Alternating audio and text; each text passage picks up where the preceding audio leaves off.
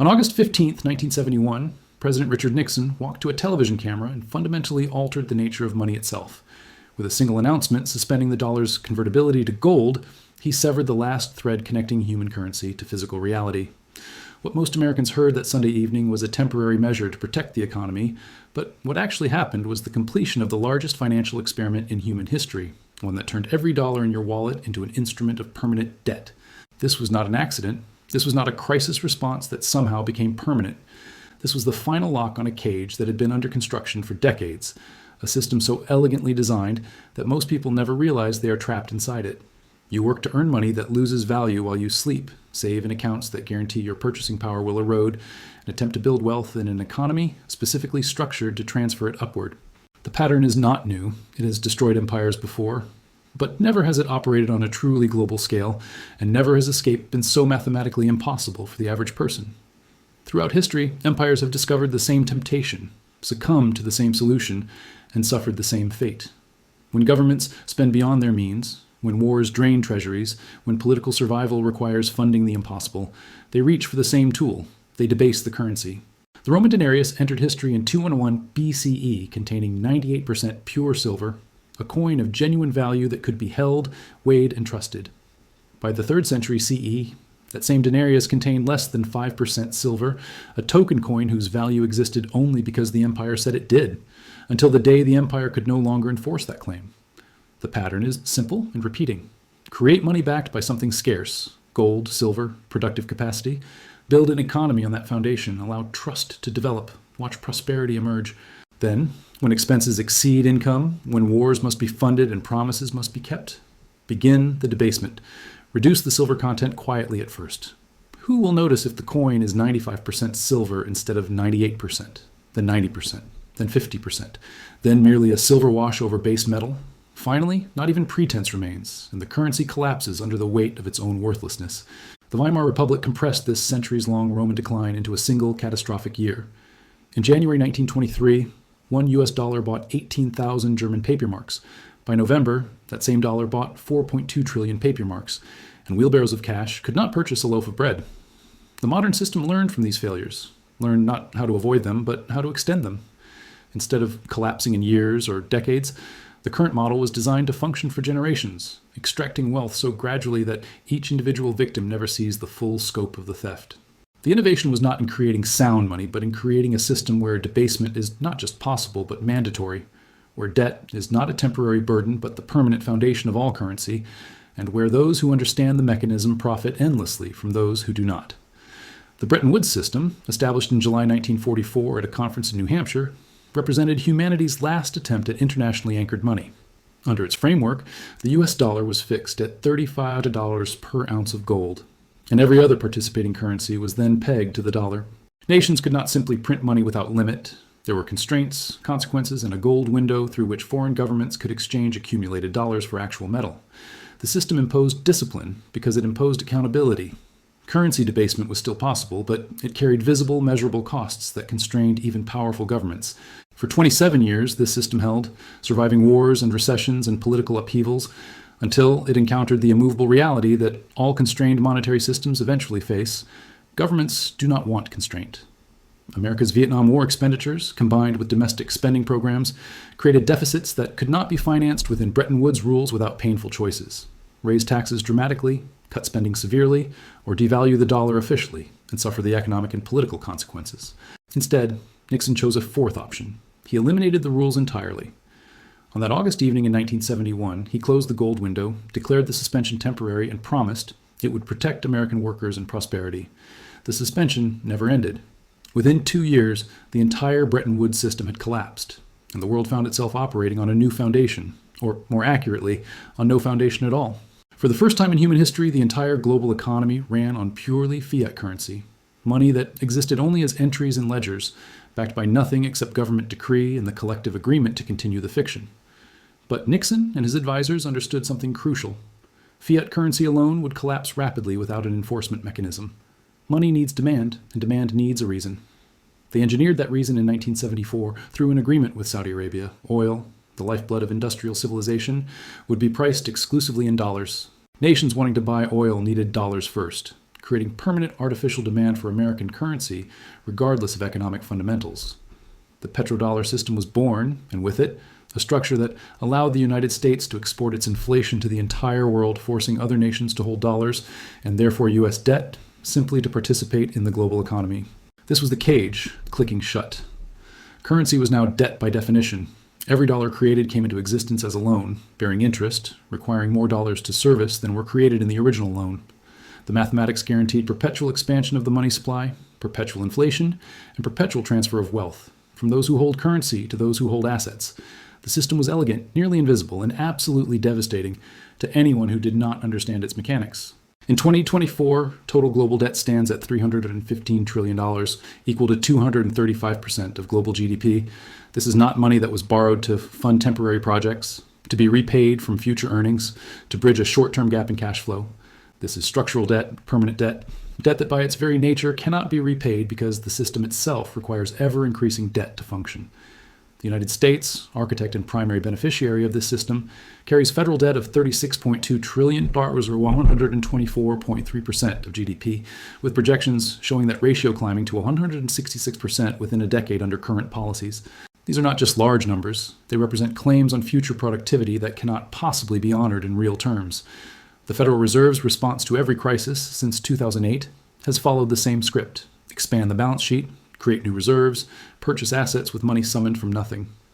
From less than $900 billion in 2008, the Fed's balance sheet exploded to $4.5 trillion by 2015, then to nearly $9 trillion by 2022, as COVID-19 prompted the most aggressive monetary expansion in American history. They called it quantitative easing, gave it a technical name to obscure its nature, but the mechanism is identical to what the Romans did when they clipped silver from their coins: increase the money supply to fund current expenses, dilute the value of existing currency, and transfer purchasing power from savers to debtors. The primary difference is that digital debasement leaves no shavings on the floor, no visible evidence that theft has occurred. This matters to you personally in ways both obvious and hidden. The average American household now carries $105.56 in total debt, $241,115 in mortgage debt for those who own homes, $23,317 in non-mortgage debt, including credit cards averaging $779, auto loans, and student loans. These are not moral failings or individual poor choices. They are the inevitable mathematical result of a system where wages grow more slowly than asset prices, where housing costs increase faster than incomes, where the only way to maintain middle-class existence is to borrow against a future that grows less certain each year. You are not failing to thrive in the system. You are experiencing exactly what the system was designed to produce. The currency loses 2% to 3% of its purchasing power officially each year, but real inflation in housing, healthcare, and education runs far higher, meaning your savings erode, your wages buy less, and the gap between your productive capacity and your living costs widens inexorably. Debt becomes not a choice, but a necessity, and once you carry debt in a system designed around debt, you're locked into the mechanism that extracts wealth from your labor to service obligations that can never be fully satisfied.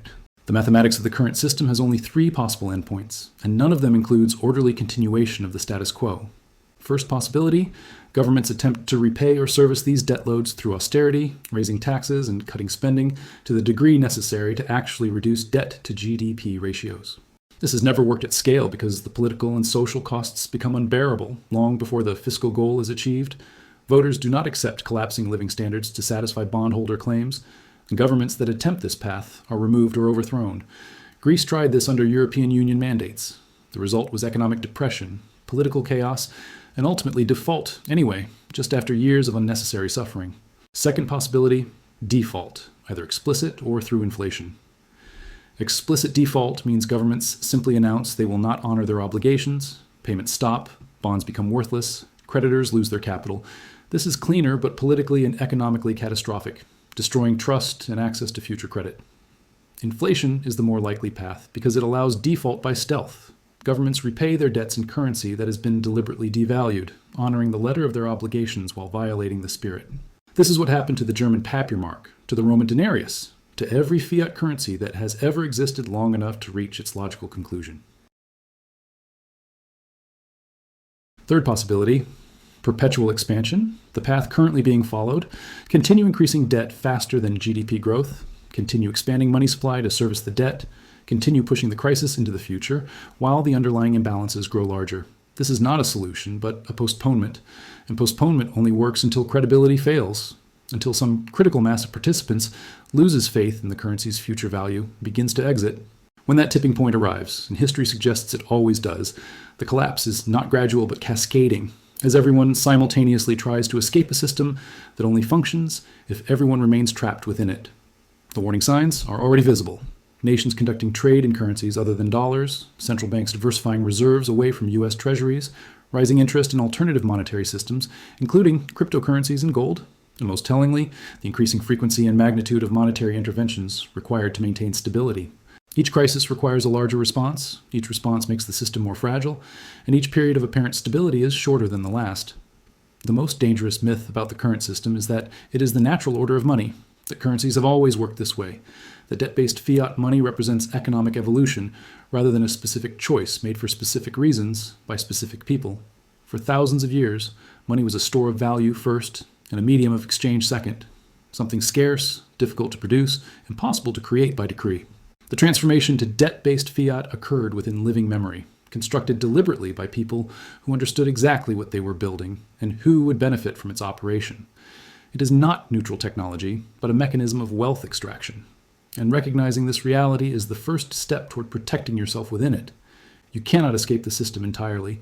Even holding gold or Bitcoin or foreign currency means participating in markets priced in fiat, taxed in fiat, and vulnerable to government actions taken to protect fiat.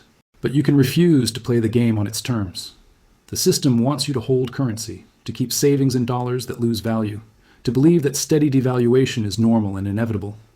It wants you to borrow for consumption, to become dependent on credit, to accept that perpetual debt is the only path to modern life. It wants you confused about the difference between wealth and currency, to mistake a growing number in your bank account for actual financial security, even as that number buys less each year. Every one of those behaviors benefits the system and harms you, which means their opposites become your tools of resistance. Understanding the historical pattern does not require predicting the exact date of the next crisis, because the crisis is not a future event, but a present condition temporarily masked by monetary intervention and collective agreement to ignore the mathematics. The Roman Empire did not collapse the day the denarius fell to 5% silver content. It continued for decades more, growing progressively more dysfunctional until the economic decay combined with external pressures to produce final systemic failure.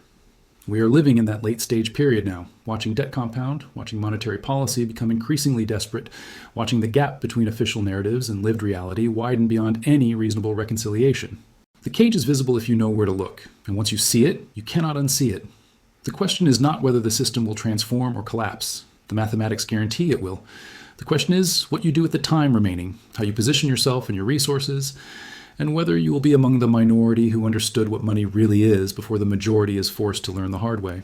They designed a system you cannot escape, but they never promised it would last forever, and they certainly never promised it would end gently for those who trusted it completely.